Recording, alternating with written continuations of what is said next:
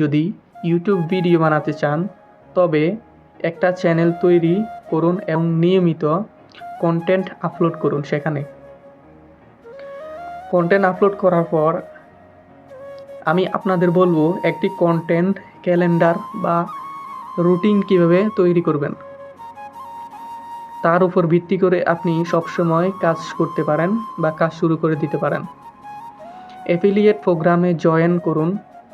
তো অ্যাফিলিয়েট মার্কেটে জয়েন করার জন্য আপনাদের কোথায় জয়েন করতে হবে সেটা হলো অ্যামাজন অ্যাফিলিয়েট মার্কেটিং।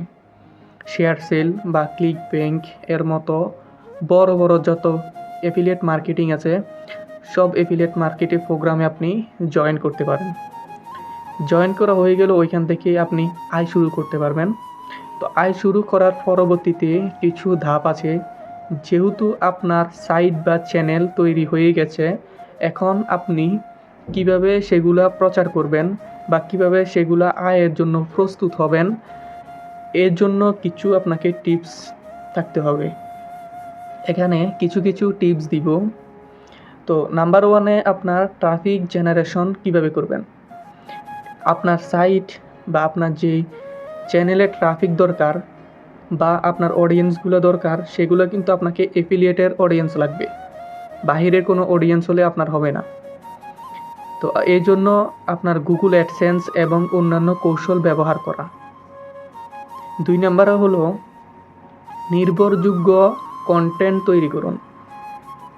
যতটা সম্ভব মানসম্মত কোয়ালিটিফুল কন্টেন্ট তৈরি করুন, যেটি দর্শককে সাহায্য করবে এবং তাদের সমস্যা সমাধান করে দিবে। কোয়ালিটি কন্টেন্ট আমি ক্লিয়ার এইচডি বুঝাই না। আপনার কন্টেন্টটা যাতে ভালো হয়, মানুষ দেখে পছন্দ করে, এই ধরনের কন্টেন্টকে কোয়ালিটি কন্টেন্ট বলে।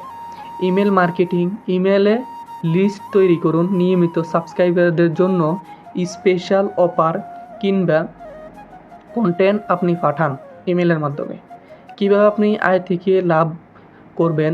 শুরুতে হয়তো আপনি আয় অনেক কম হবে, তবে আপনার সময়ের সাথে সাথে আপনার অডিয়েন্স বা আপনার ক্লায়েন্ট যখন বেশি হয়ে যাবে, আপনার দর্শক যখন বেশি হয়ে যাবে ভিডিওতে, তখন আপনি ইজিলি ভালো টাকা ইনকাম করতে পারবেন। আপনি যদি সঠিকভাবে কাজ করেন তাহলে আয় বৃদ্ধি পাবে, এটাই স্বাভাবিক। আয়ের গ্রাফ কিছু সফল, এটি একটি দীর্ঘমেয়াদী প্রক্রিয়া।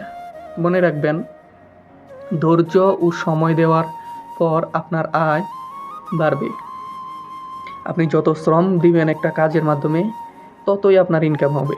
সেটা আর নতুন করে বলার কিছুই নেই। তো আজকে আমরা ভিডিওটি এখানেই শেষ করতে